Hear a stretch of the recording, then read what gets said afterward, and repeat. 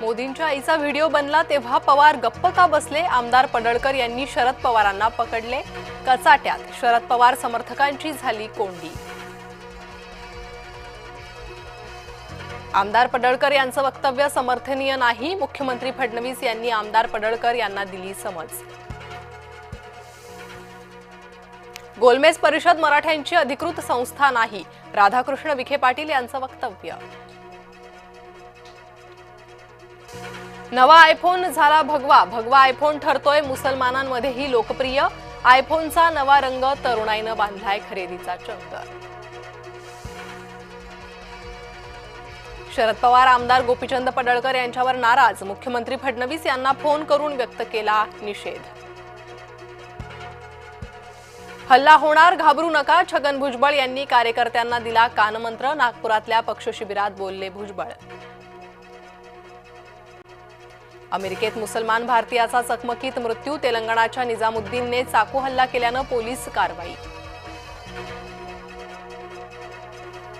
आयफोनच्या खरेदीसाठी मारामारी. मुंबईतल्या बीकेसी मधील आयफोनच्या दुकानाबाहेर घडली घटना.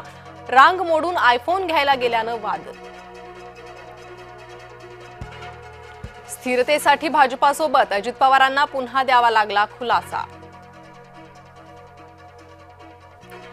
देवेंद्र फडणवीस यांच्यावर नवा व्यक्तिगत हल्ला. पराभूत शेतकरी नेते बच्चू कडू यांनी फडणवीस यांचा बाप काढला. पवार गटावर सर्वात गंभीर आरोप. अंतरवाली सराटीच्या हल्ल्यात शरद पवारांच्या आमदाराचा सहभाग. छगन भुजबळ यांच्या वक्तव्यानं वादाचे मोहळ.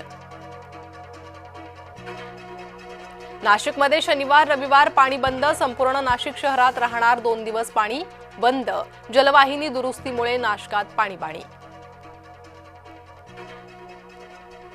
छगन भुजबळ यांचा गंभीर दावा. जरांगे आंदोलनात मराठ्यांनी पोलिसांना लाथा मारून हाकललं. जरांगे आंदोलनातील दगडफेकीत 84 पोलीस झाले जखमी.